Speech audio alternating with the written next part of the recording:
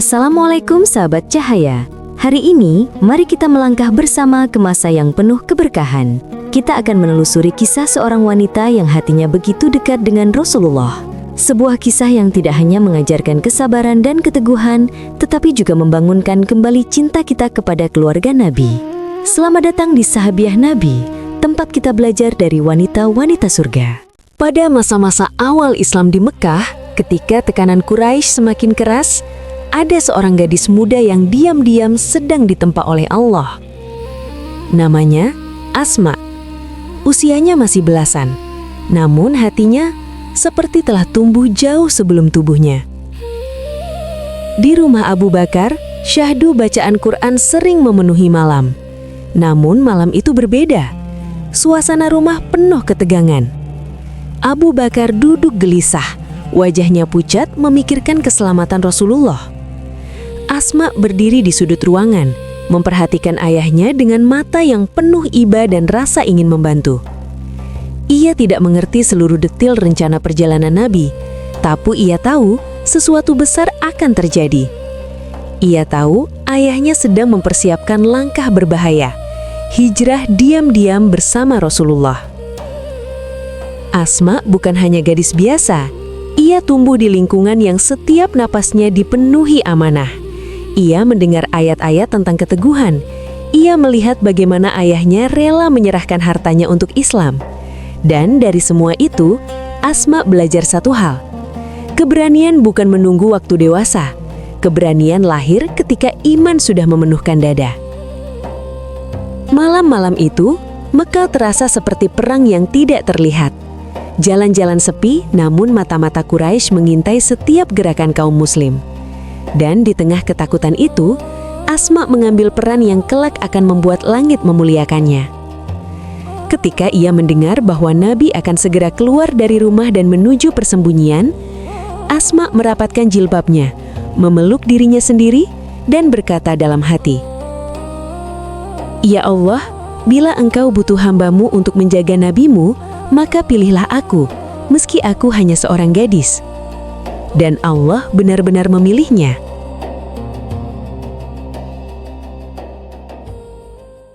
Malam tiba. Mekah sunyi. Namun di rumah Abu Bakar, sebuah amanah besar sedang dipersiapkan. Asma dengan tangan yang masih gemetar mengumpulkan makanan, air, dan kurma dalam kantung kain. Ia tahu perjalanan Nabi dan ayahnya akan panjang, melewati bukit-bukit batu menuju Gua Sur. Di dapur kecil, hanya ada cahaya lampu minyak yang berkelip. Asma menunduk, membungkus bekal dengan hati-hati. Beberapa kali tangannya berhenti karena gugup.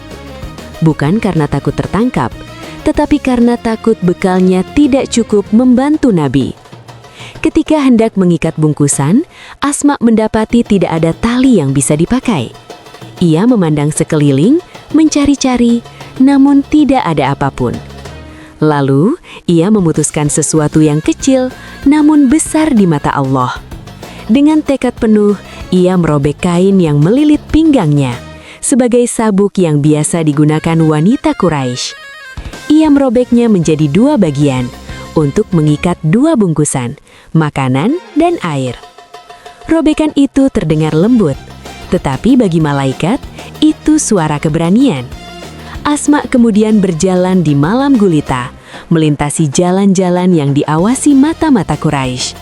Setiap langkah terasa berat, keringat dingin mengalir di sepanjang punggungnya. Namun ia tetap melangkah, membawa dua ikatan kecil yang kelak memberinya gelar Da'atun Nitaqain, wanita bertalit dua. Saat ia mendaki Gua Sur, napasnya memendek. Batu-batu tajam melukai kakinya. Angin malam menyayat kulitnya, tapi ia terus naik. Ketika akhirnya ia sampai, Rasulullah menyambutnya dengan senyum lembut, senyum yang langsung menghapus seluruh ketakutannya. Beliau melihat bekal yang diikat dengan dua tali, lalu memberikan doa yang membuat seluruh malaikat tersenyum. Semoga Allah memberkahi dua tari pinggangmu, wahai Asma. Doa itu menjadi warisan namanya untuk selamanya.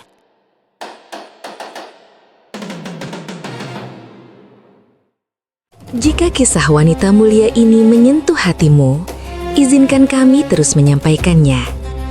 Dengan 1 like dan subscribe, engkau ikut menjaga dakwah sahabiah ini tetap hidup. Saat Rasulullah dan Abu Bakar telah berangkat menuju Madinah, Mekah bergemuruh. Quraisy marah karena gagal menangkap Nabi. Mereka menyisir rumah-rumah mencari siapa saja yang membantu. Rumah Abu Bakar menjadi sasaran. Pintu digedor keras hingga dinding bergetar. Asma maju membuka, meski hatinya bergetar. Di depan pintu berdiri Abu Jahal, sosok yang paling ditakuti dan dibenci kaum muslim. Matanya memerah, wajahnya gelap karena kemarahan. "Di mana ayahmu, wahai Asma?" Asma berdiri tegak, meski usianya masih muda.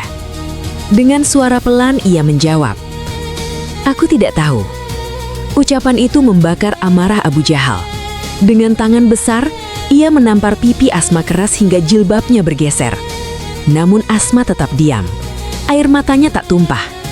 Ia tidak hanya menahan sakit fisik, tetapi juga menjaga rahasia Nabi. Abu Jahal menatapnya lama, menilai keberanian yang tak wajar dari seorang gadis.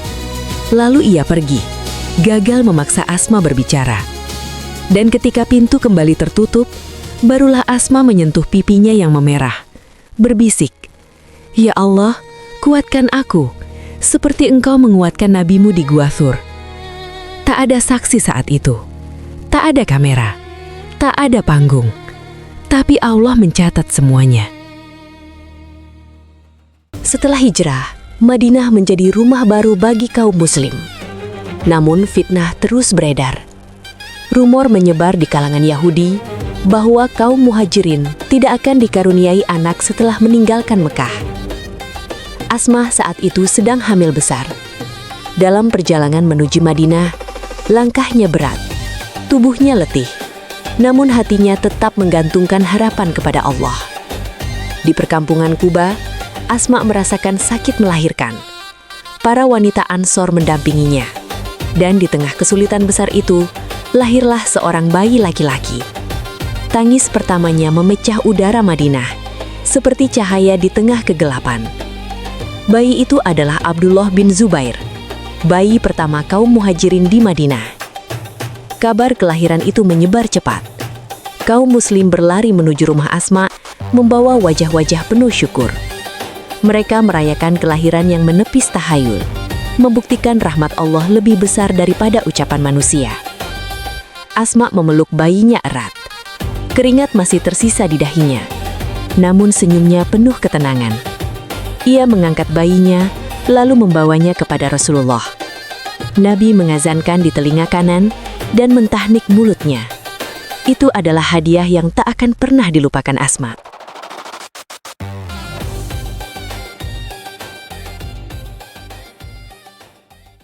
Waktu berlalu, Asma kini jauh lebih tua. Matanya telah buta. Rambutnya telah memutih, namun hatinya tetap sekuat malam ia mendaki Gua Sur. Anaknya, Abdullah bin Zubair, menjadi pemimpin yang dicintai banyak orang. Namun kini, ia dikepung oleh pasukan Al-Hajjaj. Dalam ketegangan itu, Abdullah datang kepada ibunya, meminta pendapat, meminta kekuatan. Asma, yang tua dan buta, meraba wajah putranya perlahan. Tangannya gemetar, namun hatinya tegas. Ia berkata lirih, namun setiap kata seperti pedang yang menyala. "Wahai anakku, jika engkau berada di atas kebenaran, bersabarlah.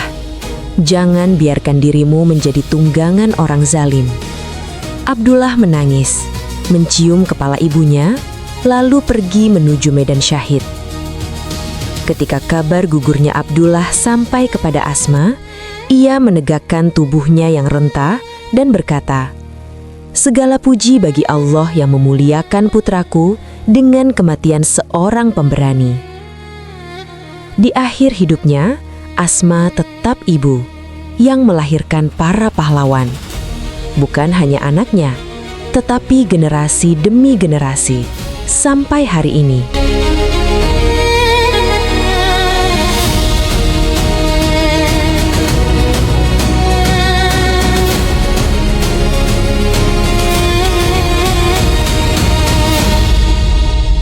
Sahabat cahaya, kisah ini mengingatkan kita bahwa kemuliaan bukan datang dari harta atau dunia, tetapi dari hati yang sabar, lembut, dan selalu dekat kepada Allah.